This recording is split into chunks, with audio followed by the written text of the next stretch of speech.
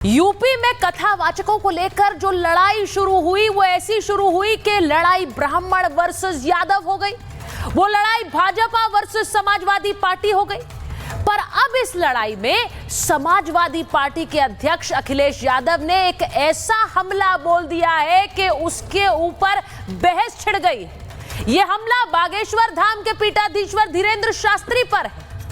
अखिलेश यादव कह रहे हैं कि हर किसी की हैसियत धीरेंद्र शास्त्री को कथा सुनने के लिए बुलाने की नहीं है, क्योंकि वो 50 लाख तक पैसे लेते हैं। और वो यही नहीं रुके, उन्होंने ये भी कहा कि वो अंडर द टेबल पैसे लेते हैं। अब आप लोग समझते हैं कि अंडर द टेबल का मतलब क्या होता है। अंडर द टेबल यानी कि रिश्वत लेना। अब इतना बड़ा आरोप अखिलेश यादव ने क्यों लगाया? अखिलेश यादव ने इस पूरे विवाद में धीरेंद्र शास्त्री को क्यों जोड़ा? क्या धीरेंद्र कृष्ण शास्त्री महज बहाना है? असली मकसद कुछ और है। धीरेंद्र शास्त्री सनातन के एक बड़े आइकॉन बन गए हैं आज के समय में। अखिलेश यादव क्या जानबूझकर धीरेंद्र शास्त्री के बहाने देश के तमाम साधु संत और कथावाचकों का अपमान करने की चेष्टा कर रहे हैं? क्योंकि उन्हें लगता है कि उनके इस अपमान से एक मजहबी गोलबंदी होती है, एक मजहबी तुष्टीकरण होता है। यह सवाल इसलिए बड़ा हो जाता है क्योंकि बीजेपी का यह आरोप है कि समाजवादी पार्टी अपने राज्य में मौलवियों और मौलानाओं को करोड़ों लाखों का दान देती रही। वो आज जानबूझकर कथावाचकों का अपमान करती है। इसीलिए पूछ रही हूं, आज सनातनवादी वर्सेस नमाजवादी है क्या? जो सनातन के खिलाफ है उनके साथ वो, उनके सामने वो जो सनातन के बड़े प्रतिबिंब बन गए हैं। आज ये सवाल इसलिए भी बड़ा हो जाता है क्योंकि बिहार में वक्फ कानून के खिलाफ एक गोलबंदी इंडिया गठबंधन कर रहा है, जहां तेजस्वी यादव खुलकर कहते हैं कि वो इस कानून को फाड़कर कूड़ेदान में फेंक देंगे। इस रैली में लाखों की भीड़ आती है, तालियां बजाती है। आज सवाल पूछ रही हूं कि वक्फ की जमीन तो वक्फ बोर्ड की है। एक बार वक्फ हो गई जमीन तो कोई उस पर सवाल ना उठाए, लेकिन कथावाचक को दिया हुआ दान अंडर द टेबल हो गया। कथावाचक को दिए दान पर आखिर सवाल ठीक है क्या? क्या समाजवाद के नाम पर कुछ दल सिर्फ वोट बैंक ही देख रहे हैं और इसीलिए जहां वोट बैंक दिखता है वो यादव वर्सेस ब्राह्मण हो या हिंदू वर्सेस मुसलमान हो, वही की बात करते हैं? आज बात महाभारत में इसी की कर रही हूं, इसी पर सवाल पूछ रही हूं। यह रिपोर्ट पहले देखिए।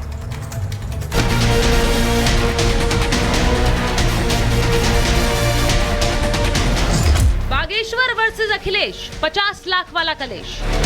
कोई अंडर टेबल लेगा वो बाबा पैसे? आप पता करवा लीजिए, अंडर टेबल नहीं लेते हैं वो धीरेंद्र शास्त्री क्या? चुनावी लड़ाई समाजवादी वर्सेस नमाजवादी पर आई। समाजवाद नहीं, ये मुल्ला मौलवी का नमाजवाद है। अच्छे लगे इमाम, कथावाचकों पर संग्राम। जो अपने दौरे हुकूमत में मौलवियों को लाखों एकड़ जमीन, हजारों करोड़ की लुटा के उस पे कानूनी हक दे देना चाहते हैं। इटावा चोटी कांड अब पूरी तरह से राजनीतिक कथा का हिस्सा बन गया है। पीडीए को साधने के लिए अखिलेश यादव इसमें खूब खाद पानी देने में जुटे हुए हैं। और अब अखिलेश यादव ने इस विवाद कथा को आगे बढ़ाते हुए बागेश्वर धाम धीरेंद्र शास्त्री पर बयान दे दिया है। कई कथावाचक हैं जो 50 लाख रुपए लेते हैं। कोई अंडर टेबल लेगा वो बाबा पैसे? आप पता करवा लीजिए, अंडर टेबल नहीं लेते हैं वो धीरेंद्र शास्त्री क्या? इटावा की घटना को पहले यादव वर्सेस ब्राह्मण यानी कि कथावाचक विवाद को जातीय रंग दिया गया। यूपी की राजनीति को गरमाने की भी कोशिश की गई, जिससे 2027 की पिच सेट हो सके। लेकिन अब इस समीकरण में साधु संतों की एंट्री हो चुकी है। धीरेंद्र शास्त्री पर अखिलेश यादव के इस बयान पर बड़े बड़े कथावाचकों से लेकर शंकराचार्य भी मैदान में उतर आए। इसलिए बागेश्वर सरकार को उन्होंने टारगेट किया क्योंकि बागेश्वर सरकार हिंदुत्व पे कार्य करते हैं, सनातन पे कार्य करते हैं। ये दिक्कत है अखिलेश यादव जी को कि अगर धीरेंद्र शास्त्री जी पैसे मोटे लेते हैं तो वो क्या करते हैं उस पैसे का? कैंसर हॉस्पिटल तो ही बनाते हैं ना। तो इसलिए हमें लगता है आप अखिलेश यादव जी शाही इमाम पे तो टिप्पणी करेंगे नहीं, शाही इमाम के साथ तो बैठ के इफ्तार पार्टी करेंगे। सम्मान अलग वस्तु होती है, तो इसलिए लेकिन उनका शाल उठा करके सम्मान करना ये हम समझते हैं कि उचित नहीं है। ये ज्यादा है क्योंकि उन्होंने भी दोष किया है। अखिलेश यादव के बयान पर बीजेपी हमलावर दिख रही। बीजेपी का सीधा आरोप है कि समाजवाद के नाम पर राजनीतिक दल वक्फ का समर्थन करते हैं, लेकिन कथावाचकों पर पैसे लेने के आरोप लगाते हैं। जो अपने दौरे हुकूमत में मौलवियों को लाखों एकड़ जमीन, हजारों करोड़ की लुटा के उस पे कानूनी हक दे देना चाहते हैं और उस पे कानूनी ठप्पा लगा देना चाहते हैं, वह दान दक्षिणा के ऊपर भी सवाल उठाना चाहते हैं। क्या किसी और धर्म के धर्मगुरुओं के बारे में ऐसे चीज बोली जा सकती है? मठाधीश को माफिया बोलते हैं, साधु संतों को घूसखोर कह लेते हैं, और असलियत में घूसखोरी और भ्रष्टाचार कौन करता है, कौन चारा चोरी, कौन लैंड चोरी और कौन टोटी चोरी करता है, ये पूरे देश को।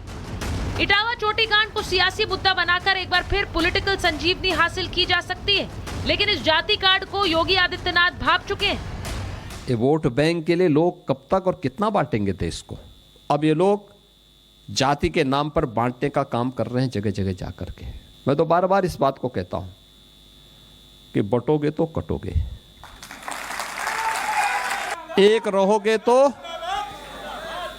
नेक रहोगे। कथावाचक की जाति से शुरू हुई विवाद कथा थमने का नाम नहीं ले रही। महाभारत में आज सवाल यही कि कथावाचकों के नाम पर जाति की लड़ाई कब तक होगी? क्या वोट बैंक की राजनीति के लिए जातिवाद का मुद्दा भुनाया जा रहा है? क्या देश में एक तरफ वक्फ के समर्थन में उतरने वाले कथावाचकों पर सवाल उठाएंगे तो समाजवाद बनाम नमाजवाद की लड़ाई नहीं कहलाई जाएगी? अगर वक्फ के नाम पर दान दिया जाए तो दान, लेकिन कथावाचकों को दान मिले तो वो अंडर द टेबल रिश्वत।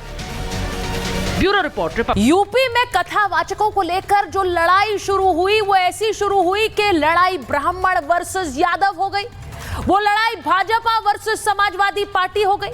पर अब इस लड़ाई में समाजवादी पार्टी के अध्यक्ष अखिलेश यादव ने एक ऐसा हमला बोल दिया है कि उसके ऊपर बहस छिड़ गई।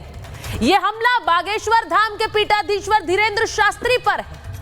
अखिलेश यादव कह रहे हैं कि हर किसी की हैसियत धीरेन्द्र शास्त्री को कथा सुनने के लिए बुलाने की नहीं है, क्योंकि वो 50 लाख तक पैसे लेते हैं। और वो यही नहीं रुके, उन्होंने ये भी कहा कि वो अंडर द टेबल पैसे लेते हैं। अब आप लोग समझते हैं कि अंडर द टेबल का मतलब क्या होता है? अंडर द टेबल यानी कि रिश्वत लेना।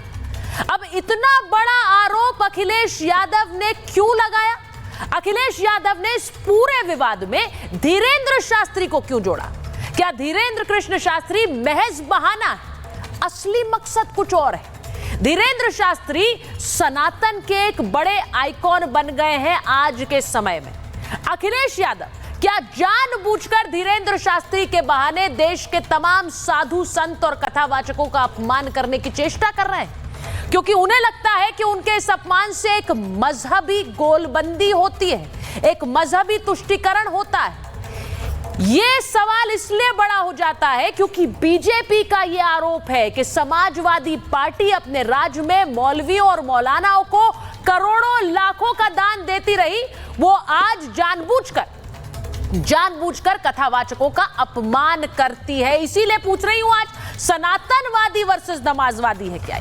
जो सनातन के खिलाफ है उनके साथ वो, उनके सामने वो जो सनातन के बड़े प्रतिबिंब बन गए हैं। आज ये सवाल इसलिए भी बड़ा हो जाता है क्योंकि बिहार में वक्फ कानून के खिलाफ एक गोलबंदी इंडिया गठबंधन कर रहा है, जहां तेजस्वी यादव खुलकर कहते हैं कि वो इस कानून को फाड़कर कूड़ेदान में फेंक देंगे।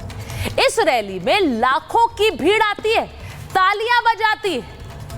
आज सवाल पूछ रही हूं कि वक्फ की जमीन तो वक्फ बोर्ड की है, एक बार वक्फ हो गई जमीन तो कोई उस पर सवाल ना उठाए, लेकिन कथावाचक को दिया हुआ दान अंडर द टेबल हो गया।